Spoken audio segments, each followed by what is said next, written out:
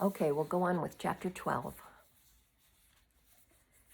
But it was one thing to write a letter, and quite another to find some means of getting it under the mat. Pod, for several days, could not be persuaded to go borrowing. He was well away on his yearly turnout of the storerooms, mending partitions and putting up new shelves. Arrietty usually enjoyed the spring sorting, when half-forgotten treasures came to light and new uses were discovered for old borrowings. She used to love turning over the scraps of silk or lace, the odd kid glove, the pencil stubs, the rusty razor blades, the hairpins and the needles and dried figs, the hazelnuts, the powdery bits of chocolate, and the scarlet stubs of sealing wax. Pod one year had made her a hairbrush from a toothbrush, and Homily had made her a small pair of Turkish bloomers from 2 glove fingers for knocking about in the mornings. There were spools and spools of colored silks and cottons and small variegated balls of odd wool, pen points which Homily used as flower scoops, and bottle tops galore. But this year, Arrietty banged about impatiently and stole away whenever she dared to stare through the grating, hoping to see the boy. She now kept the letter away from her, always with her, stuffed inside her jersey, and the edges became rubbed. Once she did a run past the grating and saw his woolen stockings. He was making a chugging noise in his throat with some kind of engine, and as he turned the corner, he let out a piercing woo, woo. It was a train whistle, he told her afterwards, so he did not hear her call. One evening after dark, she crept away and tried to open the first gate, but swung and tugged as she might, she could not budge the pin. Homily, every time she swept the sitting room, would grumble about the carpet. "It may be a curtain and chair job," she would say to Pod, "but it wouldn't take you not a quarter of an hour with your pen and name tape to fetch me a bit of blotting paper from the desk in the morning room. Anyone would think, looking at this floor, that we lived in a toad hole." "No one could call me house-proud," said Homily.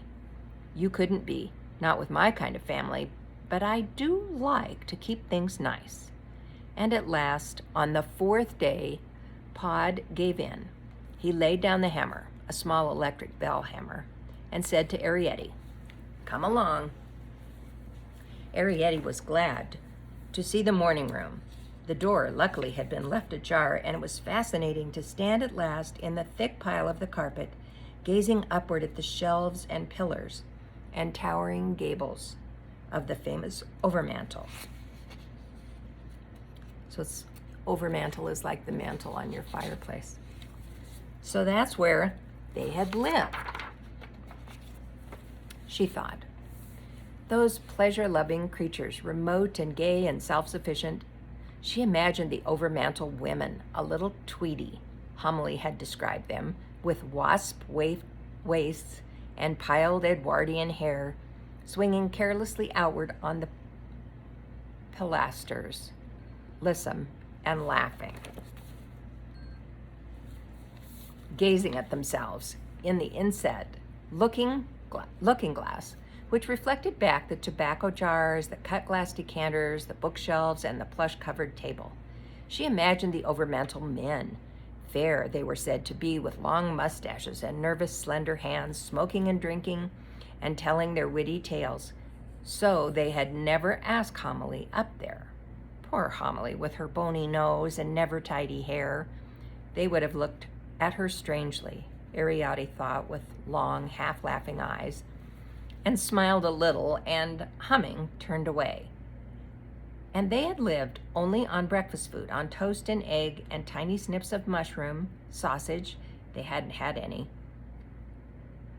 Sausage they'd have had, and crispy bacon with little sips of tea and coffee.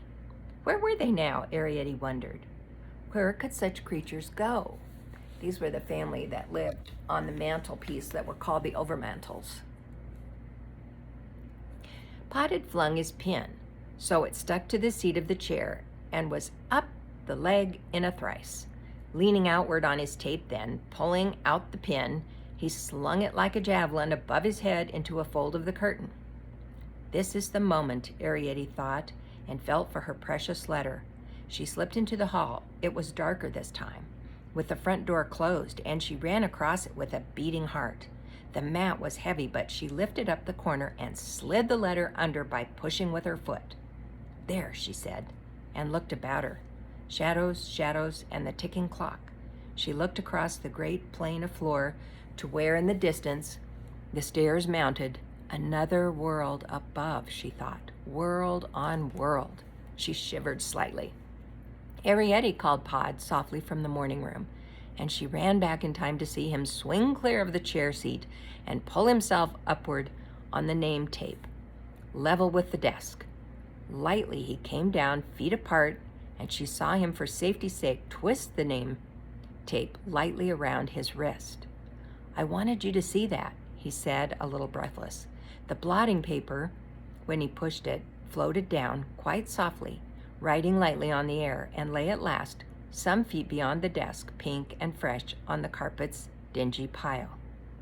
"You start rolling," whispered Pod. "I'll be down." And Arrietty went on her knees and began to roll the blotting paper until it grew too stiff for her to hold. Pod soon finished it off and lashed it. Here she is with the paper, trying to fold the paper.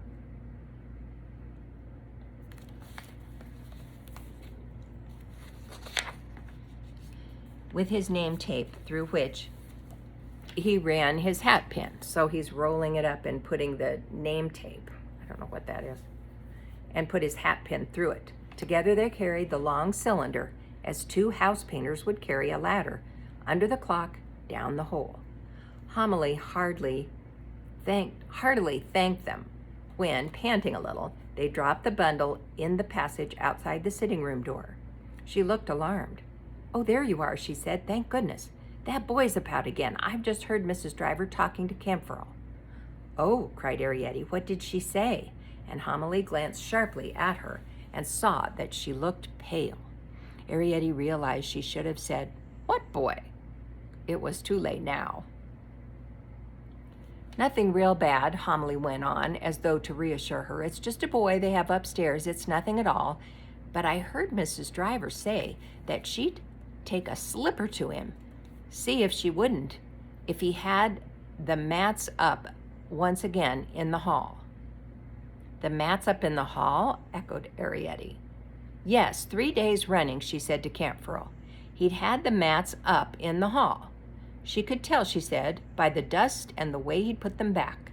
It was the hall part that worried me, seeing as you and your father—" "What's the matter, Arrietty? There's no call for that sort of face. Come on now. Help me move the furniture, and we'll get down the carpet." Oh dear, thought Arrietty miserably as she helped her mother empty the matchbox chest of drawers. 3 days running. He's looked, and nothing there. He'll give up hope. Now he'll never look again. So the boy had been looking every day for her note, and Camphor, the maid, had noticed that something was wrong with the mat. That evening she stood for hours on a stool under the chute in their kitchen, pretending she was practicing to get a feeling, when really she was listening to Mrs. Driver's conversation with Camphor. All she learned was that Mrs. Driver's feet were killing her, and that it was a pity that she hadn't given in her notice last May. And would Camphor have another drop, considering there was more in the cellar than anyone could drink in a lifetime? And if they thought she was going to clean the first floor windows single-handed, they had better think again. But on the third night, just as Arrietty had climbed down off the stool before she overbalanced with weariness, she heard Camphor say, "If you ask me, I'd say he had a ferret." And quickly, Arrietty climbed back again, holding her breath. "A ferret," she heard Mrs. Driver claim shrilly. "Whatever next? Where would he keep it?" "That I wouldn't like to say," said Camphor in his rumbling, earthy voice. "All I know is he was up beyond Parkin's Beck, going all around the banks and calling down all the rabbit holes." "Well, I never," said Mrs. Driver. "Where's your glass?" "Just a drop," said Camphor. "That's enough. Goes to your liver, the sweet stuff. Not like beer, it isn't. Yes," he went on. "When he saw me coming with a gun, he pretended to be cutting a stick, like from the hedge." but I'd seen him all right and heard him calling away, his nose down a rabbit hole. It's my belief he's got a ferret. There was a gulp as though Camp Furl was drinking. Yes, he said. Here's Camp Furl and Mrs. Driver. And they're having a drink, a little sip of whiskey or something, because there's plenty in the basement. And he saw the boy talking down the rabbit holes, and obviously he's looking for Mr. Hendreary to deliver the note that Arrietty wrote. At last, and Arrietty heard him set down the glass. A ferret called Uncle something. So we heard him say Uncle Hendreary. Arrietty made a sharp movement, balanced for one moment with arms waving, and fell off the stool. There was a clatter as the stool slid sideways, banged against the chest of drawers, and rolled over. What was that? Asked Camp Furl. There was a silence upstairs, and Arrietty held her breath. I didn't hear nothing, said Mrs. Driver. Yes, said Camp Furl, it was under the floor, like there by the stove. That's nothing, said Mrs. Driver. It's the coals falling. Often sounds like that, scares you sometimes when you're just sitting here alone. Here, pass your glass. There's only a drop left. Might as well finish the bottle. They're drinking fine old Madeira. It's Madeira, not Madeira, thought Arrietty, and very carefully she set the stool upright and stood quietly beside it, looking up. She could see light through the crack, occasionally flicked with shadow as one person or another moved a hand or an arm. Yes, went on Camp Furl, returning to his story, and when I come up with my gun, he says, all innocent-like, to put me off.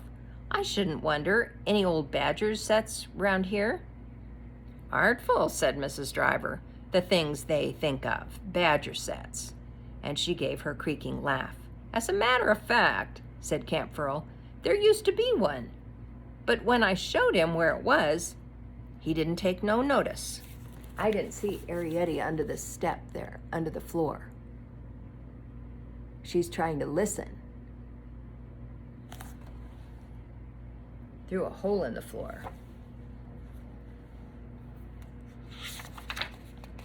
He didn't take no notice of it. He just stood there, waiting for me to go. Camp Furl laughed. Two can play at that game, I thought.